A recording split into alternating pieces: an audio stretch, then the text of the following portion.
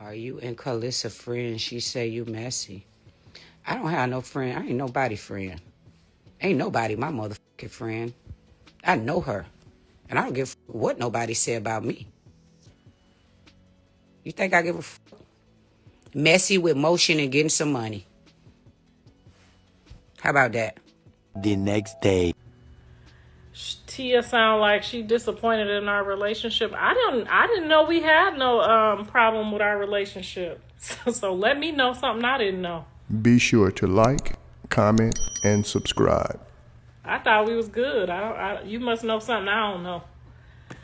I'm seeing all this stuff on the internet. I'm trying to mind my own business. He got a couple people jumping out, taking up for him, so I'm cool with that. You know what I mean? They doing my job well.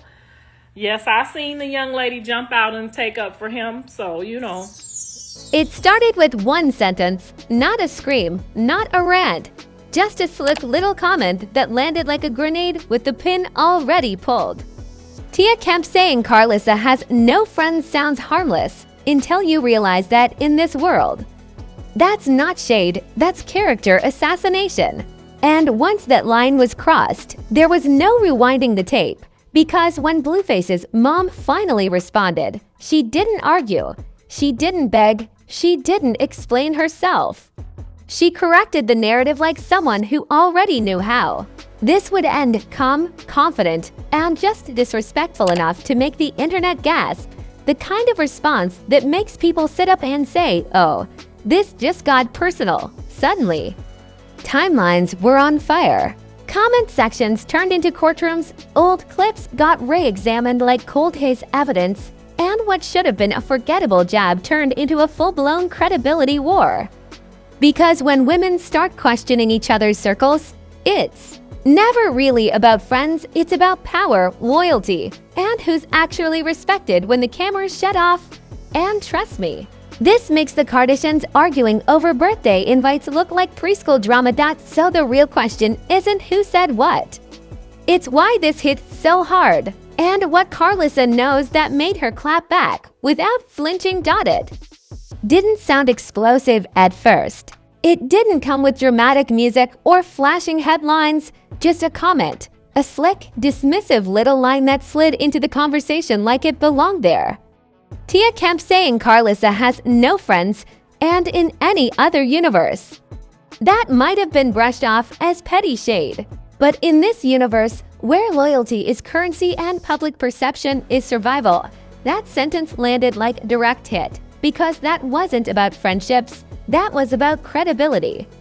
Karlissa isn't new to public scrutiny. She's been talked about, talked over, dragged, defended, memed, and dissected more times than most people could tolerate. She knows how the internet works, which is exactly why her initial silence mattered. No immediate clapback, no emotional spiral, just quiet. And in online drama, quiet is never peace. Quiet is strategy. When she finally responded, the energy shifted. Instantly, not loud, not chaotic, controlled, the kind of response that doesn't chase validation because it assumes authority. Karlissa didn't deny the claim in the way people expected. She reframed it, and reframing is dangerous because it forces everyone watching to question the insult itself. See, no friends is one of those lazy internet attacks people throw when they want to reduce someone's entire existence to popularity metrics. It's meant to paint someone as unwanted, unsupported, disposable. And Karlissa clocked that immediately. Her response wasn't about listing names or proving proximity. It was about asserting that not everyone moves in crowds, and not everyone needs applause to stand firm. That's what rattled people, because suddenly the insult looked flimsy. And when an insult collapses under its own weight, attention shifts to the person who threw it. That's when viewers started asking why Tia said it in the first place. Because no one attacks someone's social circle unless there's tension underneath, and tension rarely appears overnight. The internet, of course, went into forensic mode. Old interviews resurfaced, clips where Karlissa spoke about loyalty, betrayal, family, and trust suddenly got new captions slapped on them. What once sounded like casual commentary now felt like foreshadowing. Fans started stitching together timelines, trying to figure out where the friction began. And here's where it gets messy, because Karlissa isn't just responding as an individual. She's responding as someone tied to one of the most volatile public narratives in recent memory. Blueface's orbit alone guarantees chaos. Add in outside commentary, unresolved beefs, and clashing personalities, and suddenly every remark carries extra weight. Tia Kemp's comment didn't land in a vacuum. It landed in a space already charged with history, and Karlissa's reaction made it clear this wasn't a first offense. This was a last straw moment dressed up as a casual jab. What made Karlissa's response sting wasn't the words, it was the confidence behind them. She didn't sound defensive. She didn't sound wounded. She sounded unimpressed, and nothing irritates the internet more than someone who refuses to play the victim when they're expected to. That refusal flipped the narrative. Instead of debating whether Karlissa has friends, people started debating why having no friends is even considered an insult.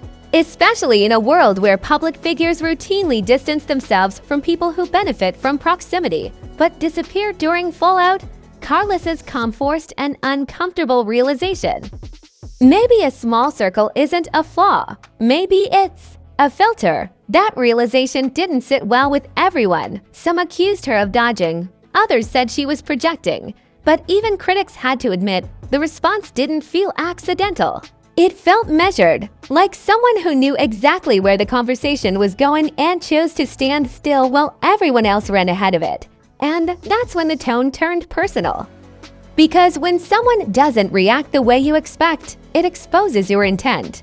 If the goal was to embarrass Karlissa, it backfired. If the goal was to provoke emotion, it failed. And when provocation doesn't work, escalation usually follows.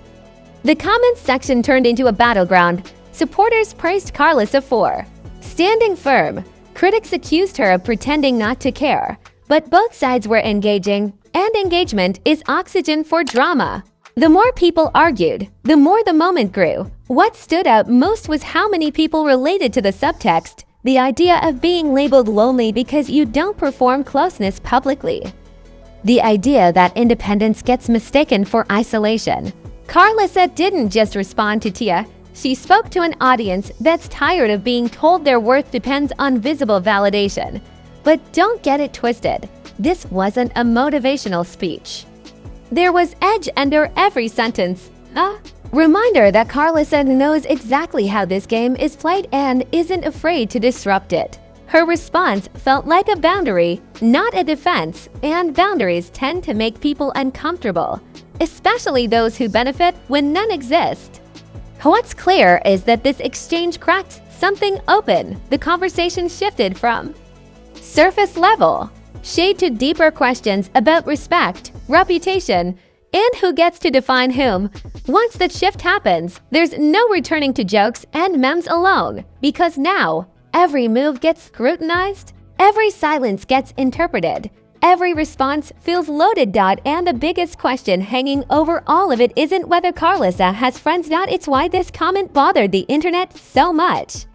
Because when an insult sparks this level of reaction, it's usually because it touched something true, not about the target, but about the culture watching. And judging by how fast this escalated, this was never just a one-line moment.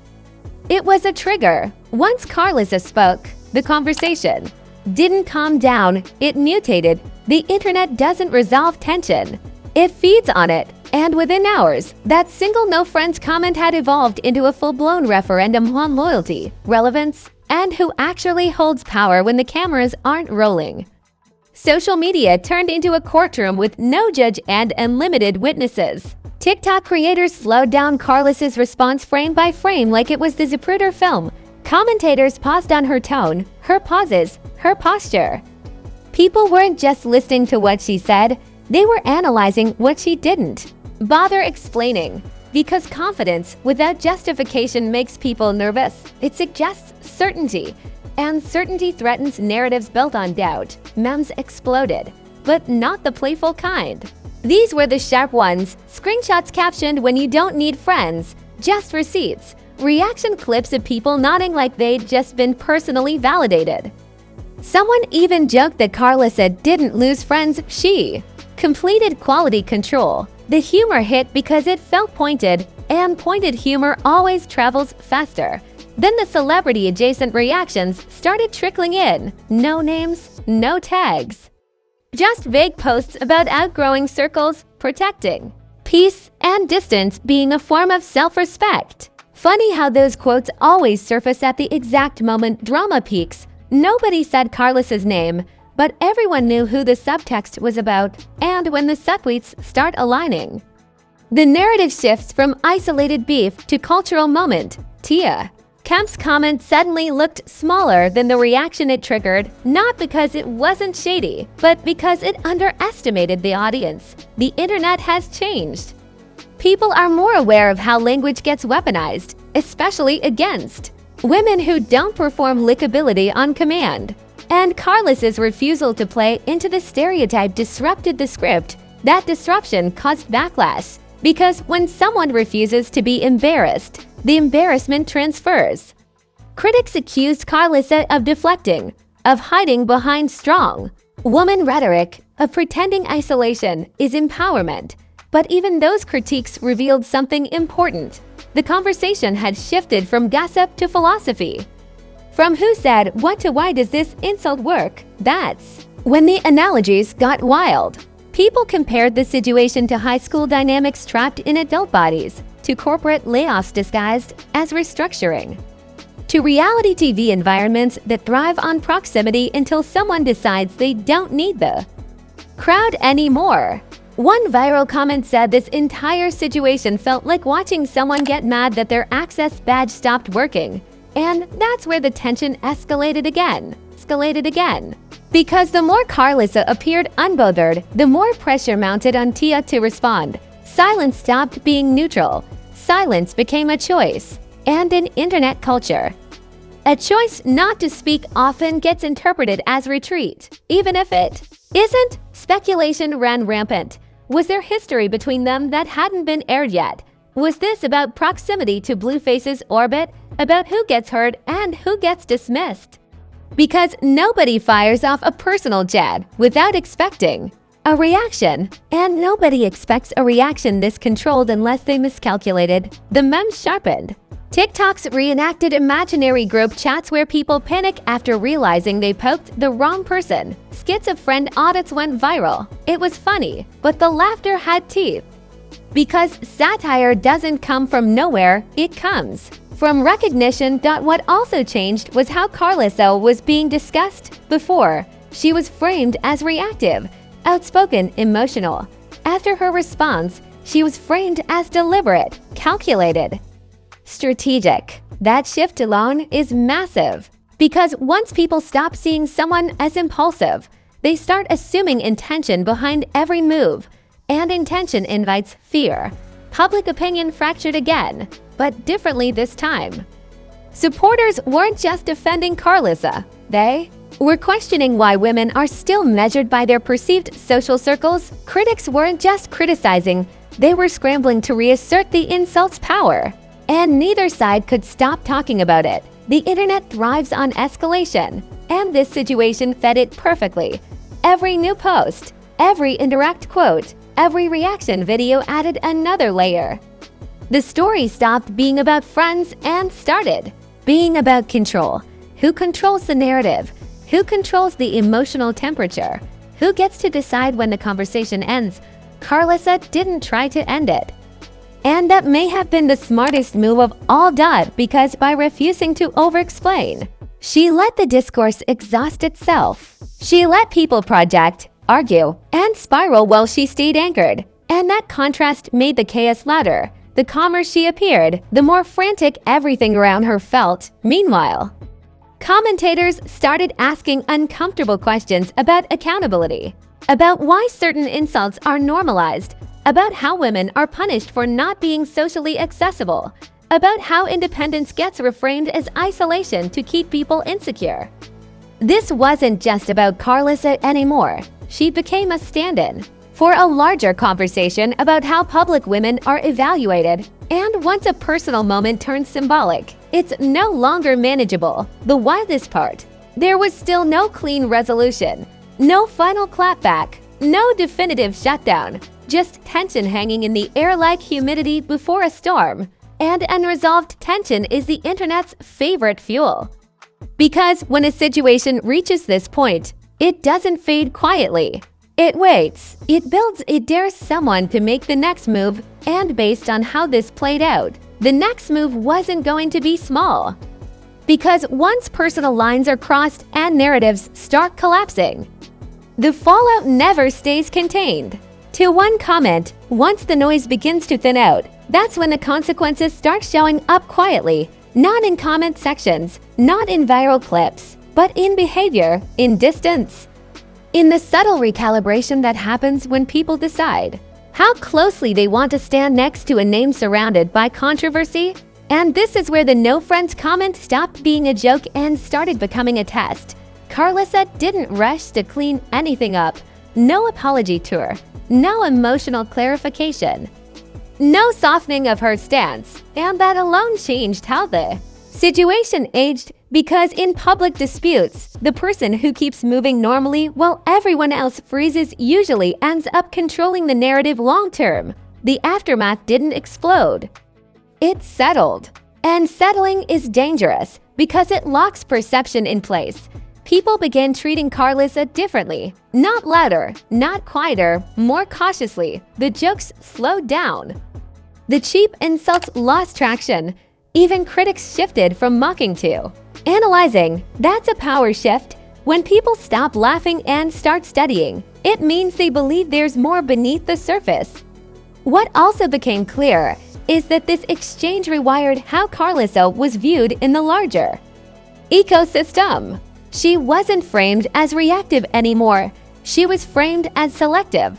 And selectiveness reads as authority. Authority doesn't beg to be liked. It decides who gets access. That framing didn't come from anything she explicitly said. It came from what she didn't do. Afterward, no overexposure. No chasing attention.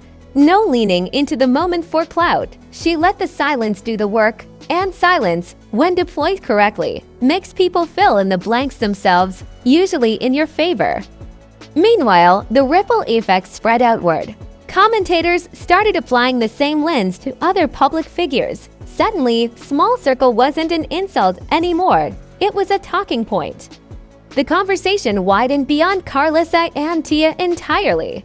It turned into a broader reckoning about how women are judged for their proximity to others, and how quickly independence gets mislabeled as isolation. That cultural shift didn't erase the conflict, but it diluted its sting. The original insult lost power because the audience reinterpreted it. And once an insult gets reinterpreted, it stops working. Tia Kemp, whether intentionally or not, ended up feeding a narrative she didn't control. The comment that was meant to diminish instead spotlighted a vulnerability in how online culture measures worth. And that reversal is brutal. Because when the audience starts questioning the insult itself, the person who delivered it becomes part of the problem instead of the punchline. What followed wasn't retaliation. It was repositioning. Karlissa didn't escalate. She didn't counterattack. She let time rearrange the optics. And time is undefeated when someone knows how to wait. Behind the scenes, people took notes, not literal ones, but social ones. Who stayed vocal? Who stayed neutral? Who vanished entirely? Those patterns matter. Because in these circles, memory is long, even when timelines move fast. And moments like this quietly influence who gets invited, who gets trusted, and who gets side-eyed going forward. The public may move on, but reputations don't reset, they calcify. This situation also left something unresolved on purpose. No closure, no definitive winner, just a lingering imbalance. And unresolved tension is a dangerous thing because it keeps the story alive without anyone actively feeding it. Every future interaction now carries residue.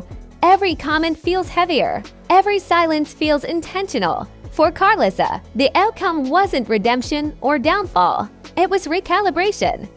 She emerged less approachable, but more solid, less reactive, but more intentional. And that version of someone is harder to undermine with throwaway remarks. For the audience, the aftermath left a strange aftertaste. The realization that insults we've normalized might say more about us than the people they're aimed at.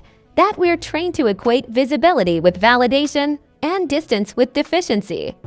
And once that realization hits, it doesn't. And dash hit. The wildest part is how small the trigger was compared to the impact. One sentence, no receipts, no expose, just a claim tossed into the air, and look what it shook loose. That's the danger of personal commentary in public spaces. You never know which nerve you're touching until the whole system reacts. And make no mistake, this isn't finished. Not because someone's plotting revenge, but because perception has shifted. And perception doesn't snap back. It evolves. It waits. It reappears the next time a comment goes too far or a silence lasts too long. This moment will get referenced again in future arguments, in future commentary, in future judgments, because once a narrative cracks, it never fully seals. Karlissa didn't win a fight. She changed the terrain. And in a culture obsessed with reaction, the person who refuses to flinch often ends up standing when the noise clears. So the next time someone tries to reduce a public figure to a punchline about friends, circles, or popularity, this moment will linger in the background, a reminder that not every insult lands the way it's thrown. Now before you scroll, pause, blink, and ask yourself one thing. Did that comment really mean what they thought it meant? Because if this situation proved anything, it's that one careless sentence can flip the entire narrative upside down. And if you made it this far, you already know this wasn't just petty shade. This was a power shift. So go ahead and smash that like button like it personally disrespected you, because stories like this don't just fall into your feed by accident. Drop a comment and tell me, was Karlissa standing on business? Or was this a quiet dodge that let the internet do the dirty work for her? No safe takes. No both sides. Say it with your chest. And if you're not subscribed yet, you're already late. This channel doesn't chase drama, it dissects it. We read tone, we read timing, we read the pauses that tell you more than any viral clip ever could. While everyone else argues over screenshots, we break down what actually shifted. Hit that subscribe button like you're cutting off someone who brings stress into your life every single time they text. Turn on notifications because the next scandal is always loading. And trust me, it never drops quietly. This is where patterns get exposed, narratives get flipped. And just a comment turns into a full-blown cultural moment. So stay locked in, stay curious, and stay just messy enough to keep it interesting. Because here at Celeb Sync, we don't just report the drama, we sync you to what it really means.